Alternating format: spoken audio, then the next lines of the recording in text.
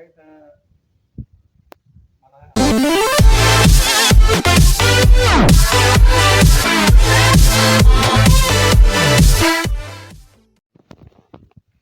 वालेकुम दोस्तों, हमारे वेलकम चैनल हैदराबाद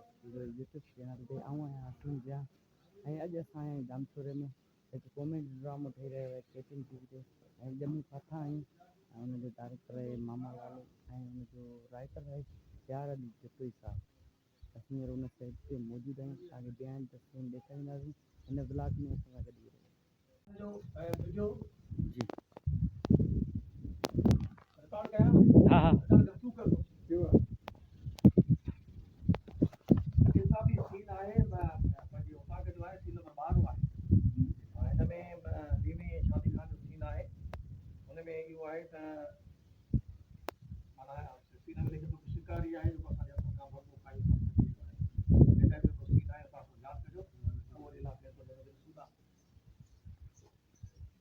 मफूज कैमरामैन आहे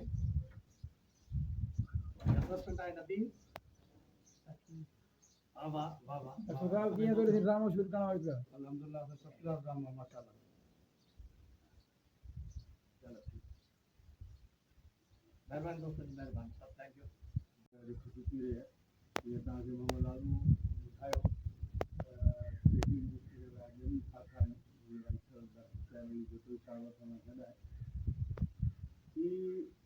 हिन ड्रामे में टीवी मीडिया की स्क्रीन आर्टिस्ट जेका असां सां गॾु आहे स्टोरी ॾाढी ख़ूबसूरत आहे ॾाढो ऐं कुझु रिकॉर्ड कया आहिनि हिन में रिकॉर्डिंग में ॾाढो मज़ो अची रहियो आहे ऐं यकीन सां जीअं मामा लालू हुई जेकि सीरियल उन्हनि जे लाइ माण्हुनि खे इंतज़ारु हूंदो हुयो त कॾहिं थिए थी ऐं मां यकीन सां चवां थो असां जमी फाथा आहियूं खां वधीक ई पॉपुलर सीरियल इंतहाई खूबसूरत सीरियल आहे इंतहाई खूबसूरत स्क्रिप्ट आहे इंतहाई कास्ट आहे तव्हां बि ॾिसंदव इंशाअल्लाह ताला मामा लालू जो त हाणे अॼु ॾींहं खां वठी करे ड्रामे फाथा अॼु उनजो राइटर उनजो लेखक डॉक्टर प्यार अली जतोई साहब सां गॾु आहे ऐं उन सां गॾु हिन ड्रामे जो तमामु महबूब किरदारु रईस रांदीको खान तमामु मुंहिंजनि ड्रामनि में रेसराम बुलो खान ऐं मुख़्तलिफ़ कैरेक्टर अजाया खान ॾिठा ऐं ॿुधा हूंदा पर हीअ आहे रेस रांदीको खान जेको ज़बरदस्त क़िस्म जो कैरेक्टर आहे ऐं हीअ जेका औताक आहे हीअ जेको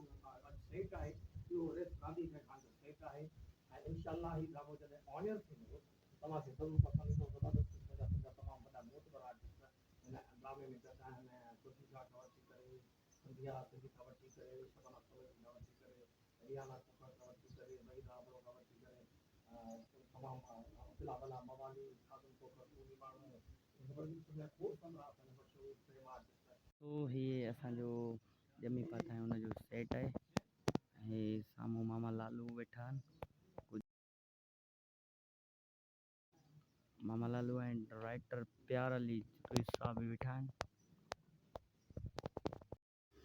जी दोस्तों अवांखे आऊं फोटो जे ज़रिए बिहाइंड द सीन ॾेखारियां पियो ऐं इंशाअल्लाह तमामु जल्द KTN ते कॉमेडी ड्रामो मामा लालो जी डायरेक्शन में